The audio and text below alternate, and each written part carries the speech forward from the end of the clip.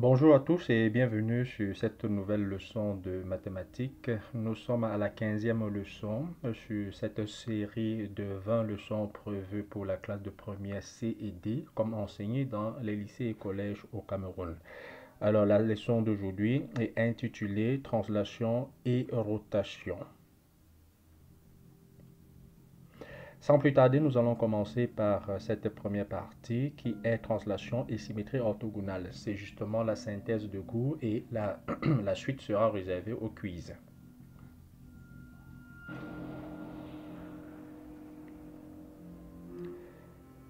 Bien, cette partie de translation, nous allons prendre ces propriétés caractéristiques d'une translation, soit f une application du plan dans lui-même. F est une translation si et seulement si pour tout point m et n d'images respectives m' et n', on a le vecteur mn égale au vecteur m'n'.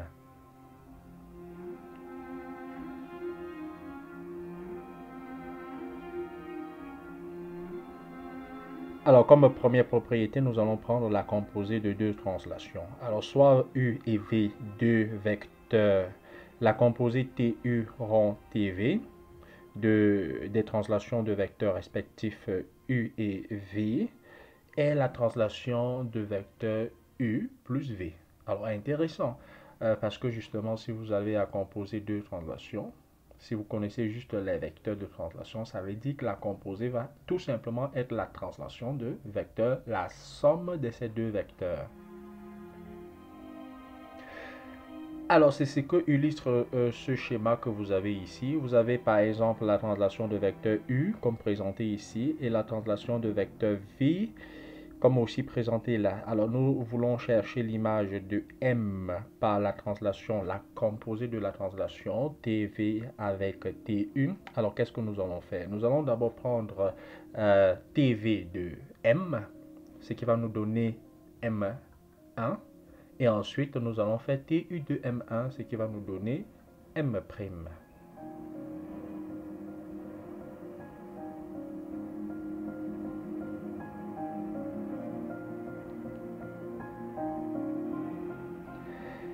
Ah bien, l'expression analytique de la translation de vecteur U de coordonnées A, B dans le plan menu du repère OIJ est donnée par le système que vous voyez. X' égale à X plus A, Y' égale à Y plus B.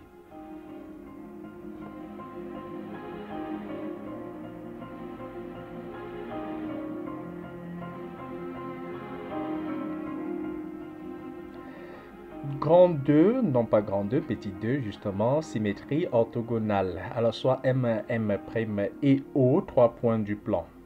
Soit P delta, la symétrie orthogonale d'axe delta. On a l'ensemble des points invariants par la symétrie orthogonale P delta et la droite delta, justement. Soit U, un vecteur directeur de la droite delta, alors si M et M' sont distincts de O, alors P dit M, c'est-à-dire l'image de M par la translation par la symétrie orthogonale P delta, est égal à M'. Alors ceci est équivalent à OM égale à OM' et que l'angle entre OM et U est exactement le même angle entre OM' et U. Propriété composée de deux symétries orthogonales d'axes parallèles.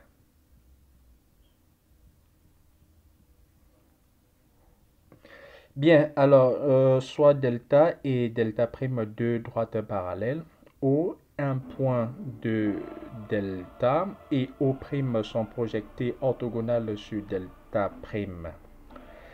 La composée P delta prime et P delta. Cette composée des symétries orthogonales d'axes respectifs delta et delta prime est tout simplement la translation de vecteurs de OO'.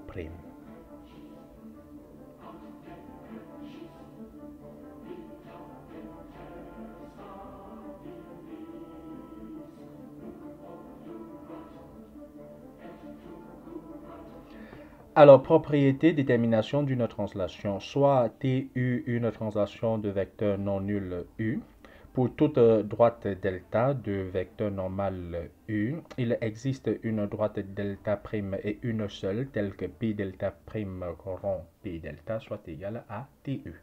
Alors cette propriété sera manipulée peut-être dans un prochain cours, ou si vous avez des incompréhensions, revenez en commentaire. Nous allons passer sans plus tarder au grand 2 de notre leçon d'aujourd'hui.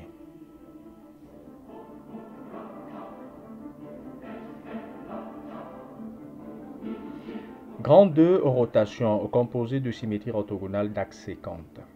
Propriété soit delta et delta prime deux droites séquentes en un point O, deux vecteurs respectifs U et V. La composée P delta prime rond P delta des symétries orthogonales d'axes respectifs delta et delta prime est la composée de centre O et d'angle 2 UU prime.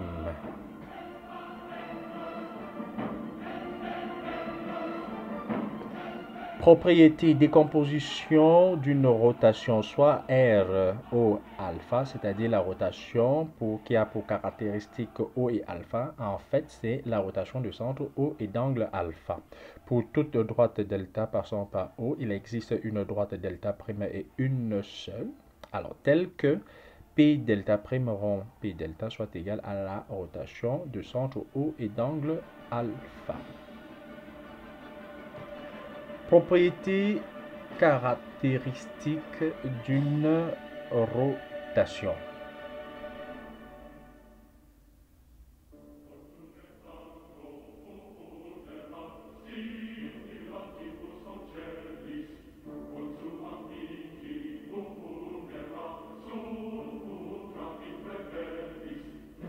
Propriété caractéristique d'une rotation, comme je disais précédemment, soit F une application du plan dans lui-même et alpha chapeau, un angle non nul.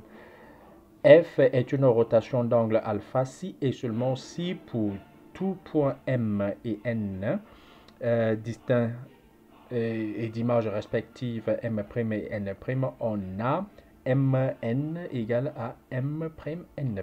Première caractérisation. Deuxième caractérisation, c'est que, donc en réalité, les deux doivent être vérifiés en même temps. C'est-à-dire que le segment Mn doit avoir la même distance que le segment M', N'. Et aussi, ce qui est important, c'est que l'angle Mn et M', N', c'est-à-dire l'angle formé par ces deux vecteurs, c'est-à-dire cet angle doit être égal à alpha chapeau. Tout simplement. Donc voilà les deux propriétés qui définissent en réalité la caractérisation d'une rotation.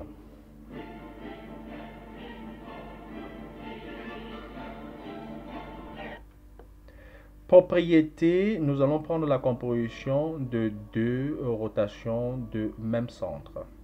Propriété, soit R et R', deux rotations de même centre qu'on va ici appeler O, et delta et d'angle respectif alpha et alpha prime. La composée R rond R' est la rotation de centre O et d'angle alpha plus alpha prime.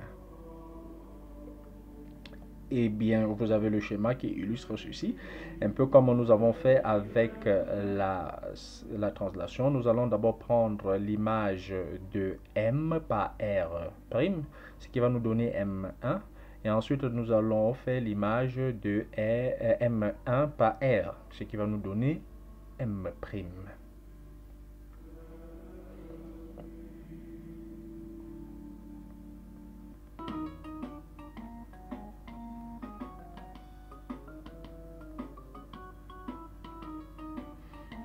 Alors, comme composé de deux translations de centres distincts, nous allons prendre cette première propriété. Propriété.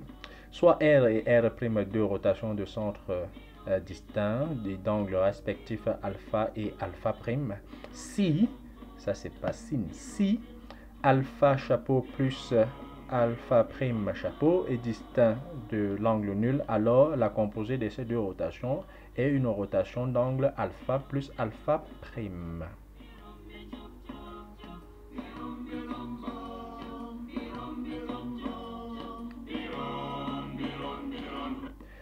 Et la deuxième propriété, c'est que si la somme de ces deux angles est différente de l'angle nul, alors la composée de ces deux rotations, c'est-à-dire alpha r rond r prime, est une translation, tout simplement. Bien, nous allons finir par cette deuxième partie qui est réservée au quiz. Nous allons prendre comme première question soit A, B, C, D, un parallélogramme orienté dans le sens indirect, celui des aiguilles d'une montre, bien sûr.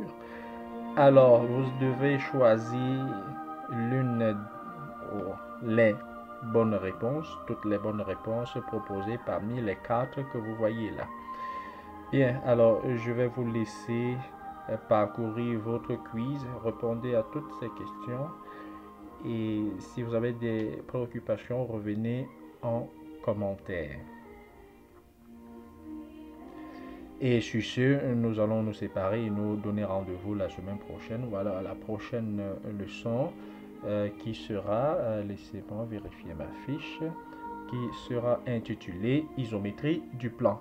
Bien, d'ici là, portez-vous bien, prenez bien soin de vous. Chaque jour est une vie. Bye bye.